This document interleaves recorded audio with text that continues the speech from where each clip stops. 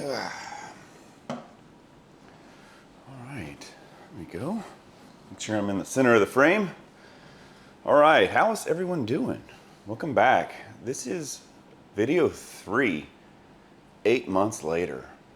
I apologize for that. If you're new to the channel, I released video 1 and 2 in this little 4-part film review series that I'm making back in summer last year. And I was attempting to make the third video, this video here, when my Fuji X-H2 decided it wanted to die on me. So, sent it off for repairs, and that started me down the process of selling everything and making the slow and very expensive transition to Sony mirrorless. But here we are, first video on my A7R5. With that out of the way, let's talk about film. So, as I mentioned in the second video from last year, that we were going to talk about Portra 160. So our journey picks up where it left off on a trip to Westcliff, Colorado for some astrophotography. Now on the way, I stopped off in Fort Worth to pick up some film. Unfortunately, they did not have the Portra 400 that I wanted, and I was a little burned out on Kodak Gold. So the shop owner suggested Portra 160. I had never shot it before, but took him at his word. I loaded it up into my Nikon F3 on the third day of our trip and just used it for some candid shots just to document the trip. Nothing too artsy. If I remember correctly, I rated the film at 100 just to make sure that I exposed well enough to get some shadow detail. This was the first time I had shot 160, as I mentioned. It was also only the second roll of film that I had put through my Nikon F3.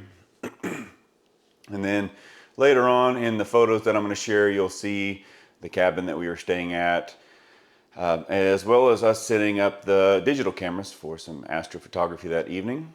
So I'm going to share these photos with you. I hope you enjoy, and then I'll bring you back and we can talk about the film stock.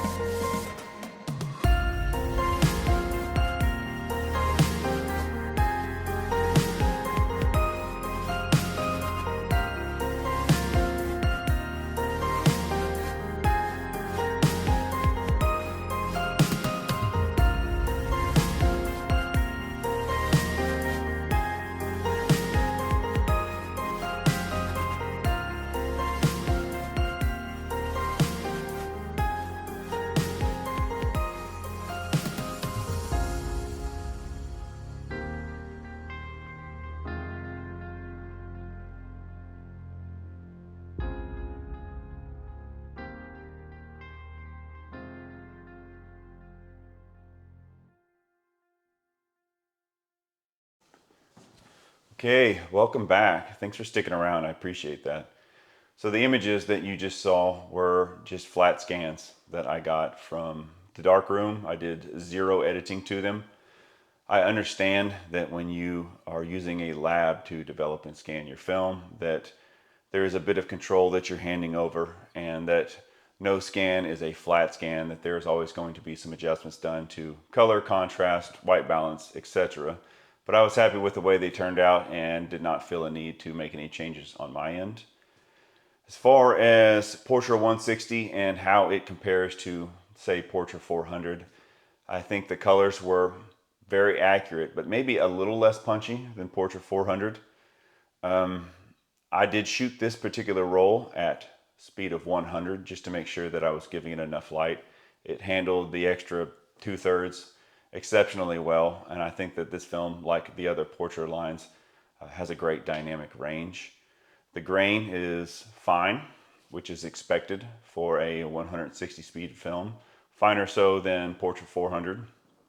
And if there's anything that I could knock this film stock on, is it's probably not something that you're going to shoot if you want really vibrant, punchy colors. You would have to do some post-processing to get it there. And being a 160 speed film, it's probably best served shooting landscape or, portraits that are going to be done outdoors in direct sunlight. I would not recommend using this for shooting indoors.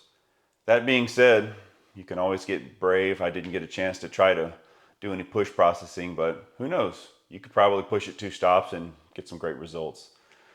So that wraps up Portra 160 and video 3. And video 4, which I swear I will make before another 8-month timeline elapses, is going to be about another lomography film, Lomochrome Metropolis. So stick around, subscribe if you want to see my review of that, and I'll catch you guys in the future. Peace.